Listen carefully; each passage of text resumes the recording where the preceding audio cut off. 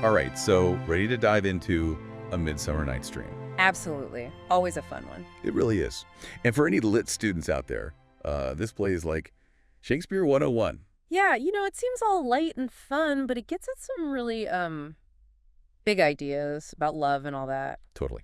Okay, so picture this. Ancient Athens, we've got a Duke, Theseus, about to get hitched to Hippolyta. She's the queen of the Amazons. Talk about a power couple. Right. But here's where things get juicy. We also have 4 young Athenians, and their love lives are a mess. It's messy in the best way, though, right? Oh, absolutely. Okay, so there's Hermia. She's in love with Lysander, but her dad, he wants her to marry Demetrius. Classic Shakespeare. Right. And then, to make things even more complicated, we have Helena. Oh, Helena. Poor Helena. She's head over heels for Demetrius, who, by the way, does not feel the same at all. No, not even a little. So you can imagine how all this tension kind of explodes when Lysander and Hermia decide to run away. You're like, see ya, Athens. Exactly. They escape into the forest. But Helena, well, she tells Demetrius about their plan. Hoping he'll be like, wow, you're so thoughtful, now I love you. Exactly. Spoiler alert, it doesn't work. But speaking of the forest, this is where the real magic starts. This is not your average walk in the woods. No, it's ruled by fairies. And they have their own drama going on. Oh, yeah. Big time. Oberon and Titania, they're the king and queen of the fairies. And let's just say they're not exactly couple goals at the moment. Not at the moment, no. Yeah. They're fighting over a changeling child, and Oberon is not happy. So what's a fairy king to do? Revenge, of course. He calls on Puck, his, he's like a mischievous jester. That's putting it mildly. Right. He tells Puck to whip up this love potion. And not just any love potion, right? No. It's made from a flower called love and idleness. Whoever gets hit with this falls head over heels for, the first thing they see. So much potential for disaster. Oh, yeah. And speaking of disaster, we also have this group of Athenian craftsmen. They call themselves the Mechanicals. They're hilarious. They're rehearsing a play to perform at the Duke's wedding. Right, which is a whole other layer of meta-theatrical commentary. But one of these guys, Bottom, he's a weaver, wants to play every role. Oh, talk about an overachiever. Right. Well, Puck, being Puck, decides to play a little prank. He turns Bottom's head into a donkey's head. Oh, no. I bet the other actors freaked out. Big time. They run away, leaving poor Bottom all alone, totally unaware of what just happened. But you know who's about to wake up nearby? Titania. And you guessed it, she's under the influence of the love potion. So she sees Bottom, donkey head and all, and is instantly smitten. Head over heels. Shakespeare at his finest. So we've got the fairy queen in love with a donkey-headed weaver. Mm-hmm. And what about Oberon? Is he getting what he wants? Oh, he sure is. While Titania is busy fawning over Bottom, he swoops in and takes the changeling child. His plan worked perfectly. And we're just getting started. I bet those Athenian lovers are in for a wild ride thanks to that love potion.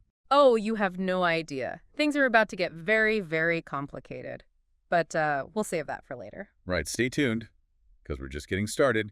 We'll be back to untangle this mess in part 2 of our deep dive into A Midsummer Night's Dream. Back to the forest. It's really fascinating how Shakespeare structured this play. Yeah, there's a lot going on. We have the Duke getting married, the lovers running around, the fairies fighting, and those mechanicals trying to put on a play. And it all kind of mirrors each other. The Oberon and Titania plot, it reflects the same problems the Athenian lovers are having. Right, like love, power struggles, jealousy. Exactly. It doesn't matter if you're a fairy king or just, a teenager in love. It's all the same stuff. And then we've got those mechanicals. They're just hilarious. But they're also kind of brilliant. Their play, Pyramus and Thisbe, it's like it makes you think about theater itself. It's all about illusion. Totally. They blur the lines between actor and character.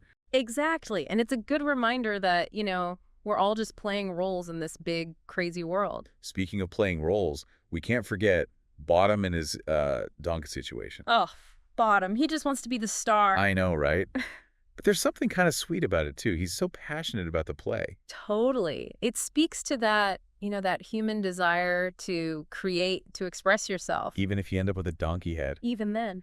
But, one thing we haven't talked about yet is Shakespeare's language. Oh, my gosh, yes. His use of language is just, it's incredible. It's like magic. He creates this whole world of poetry and music. It's so easy to get lost in the beauty of his words, even if you don't understand every single thing. Right. It's so rich with imagery and metaphors and puns and all that. And he gives every character their own voice. The lovers are all, passionate and poetic, but the fairies, their language is lighter, almost like music. Exactly. And the mechanicals, well, they're just hilarious. They're always messing up words and phrases. But it all works. Shakespeare was a master of language, that's for sure. And he uses it to talk about these big ideas about love and identity and, well, everything, really. Right. The language itself is part of the story. It's not just about what happens, but how it's told. So when you're reading this play, really pay attention to the words. I'm taking notes. Yeah. So we've talked about the structure, the language, the themes, but what about the characters themselves? Who should we be paying attention to? Well, aside from the lovers and the fairy royalty, there's one character who's particularly interesting, Puck. Puck, he's such a trickster. He is, but he's also kind of charming in a mischievous way. Yeah. He embodies that duality of the fairy world, He can be kind, but also really naughty. Yeah, he kind of reminds me of fate. Like sometimes things just happen and you never know what's going to come next. That's a great point. He's always changing, too, shape-shifting. Yeah. And in a way, all the characters in this play go through some kind of transformation. They all come out of the forest changed. Right. Even if they don't remember everything that happened. It's like the forest itself is like a catalyst for change. It's where the real and the magical kind of blend together. So A Midsummer Night's Dream, it's not just a funny play. No, it's much more than that. It makes you think about, the human experience. Love, loss, the power of imagination. Exactly. It celebrates the beauty of the world, but it doesn't shy away from the darker stuff either. Wow. Okay, I think we need a moment to process all of that. We'll be back in a bit to wrap things up.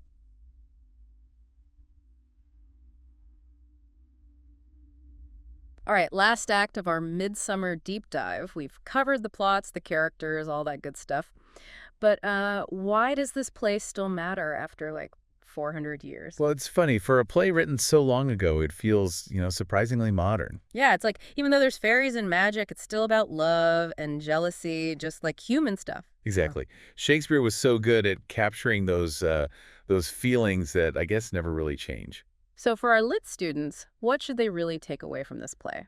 Well, first, that structure. The way Shakespeare weaves all those different plots together, it's really, it's genius. Yeah, it's not just random. No, it all connects to those big themes. And pay attention to the characters, too.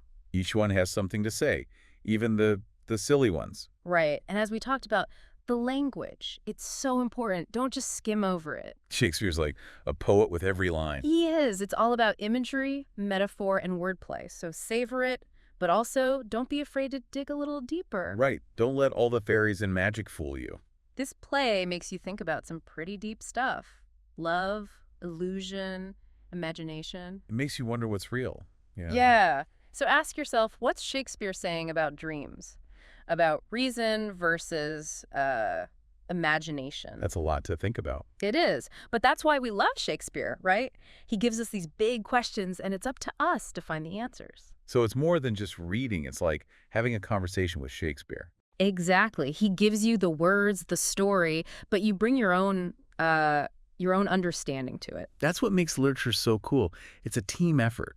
So when you're reading Midsummer, let yourself get lost in it. Let the language wash over you, and most importantly, have fun with it. That's great advice. Midsummer Night's Dream is a wild, magical ride, but it's also a chance to learn something about yourself, about love, and maybe even about the world. Thanks for joining us on this deep dive. It's been a pleasure, and to our listeners, until next time, happy reading.